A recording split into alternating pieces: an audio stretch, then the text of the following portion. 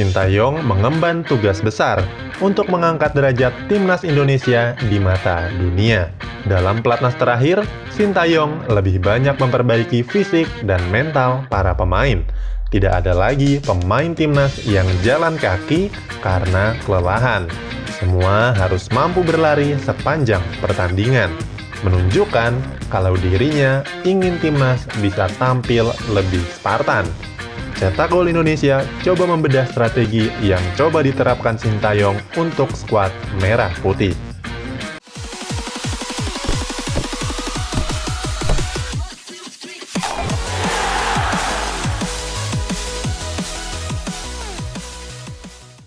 Sintayong mulai diberikan mandat untuk menangani timnas Indonesia ketika jalan menuju Piala Dunia 2022 sudah tertutup.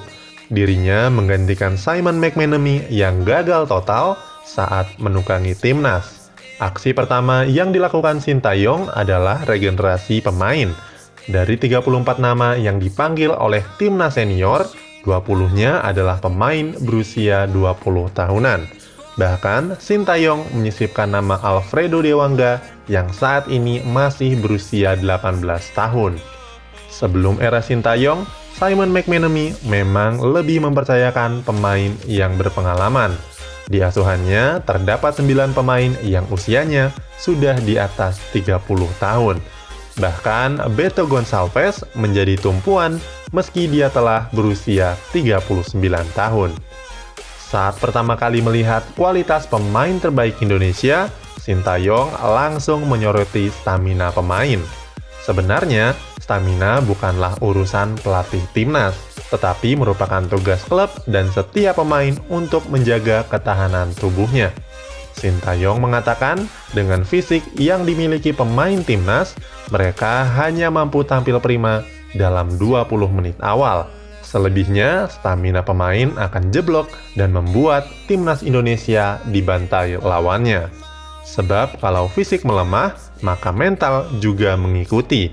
Begitu timnas memperkuat fisik dan mental, disitulah terbit harapan untuk menang. Selain melatih stamina, Coach Sintayong juga melatih penguasaan bola. Pelatih asal Korea Selatan itu harus mengajari teknik passing kepada pemain timnas senior. Sebuah teknik yang harusnya sudah dikuasai sejak bermain di SSB. Ngototnya Sintayong untuk melatih teknik passing sangat mengindikasikan kalau dirinya ingin timnas bermain dengan penguasaan bola. Untuk urusan formasi, Sintayong sebelumnya sering menggunakan pola 4-4-2 saat menukangi Korea Selatan.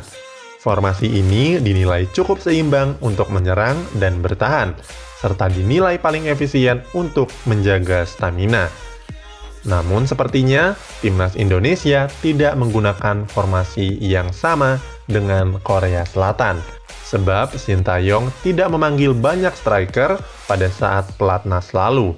Sintayong hanya memanggil Ilyas Pasoyevich, Lerby Eliandri, M. Rafli, dan Irfan Jauhari. Sementara itu, Sintayong memanggil 14 nama untuk posisi sayap dan gelandang. Dengan timpangnya rasio striker dan gelandang, Sintayong sepertinya hanya memasang striker tunggal untuk skuad timnas senior dengan memperbanyak di pos gelandang dan sayap. Padahal Sintayong cukup terkenal sebagai pelatih bertipe ofensif. Namun untuk timnas Indonesia, dia harus menyesuaikan lawan yang akan dihadapi. Contohnya, kalau timnas bertemu tim yang lebih kuat seperti Jepang atau Korea Selatan, mereka tidak bisa menerapkan strategi ofensif karena sama saja bunuh diri. Sebaliknya, kalau lawan yang dihadapi adalah tim-tim Asia Tenggara yang secara kualitas tidak terlalu jauh dengan timnas Indonesia, maka strategi ofensif bisa diterapkan. Sebab Sintayong adalah pelatih yang pintar. Pelatih berusia 51 tahun itu dikenal rajin dalam menonton pertandingan lawan yang akan dihadapi, baik lewat pertandingan maupun menonton langsung ke stadion. Teknik permainan, komunikasi, sampai pemilihan pemain tidak luput dalam analisis Sintayong, sesuatu yang dipelajarinya untuk menyerang kelemahan sang lawan.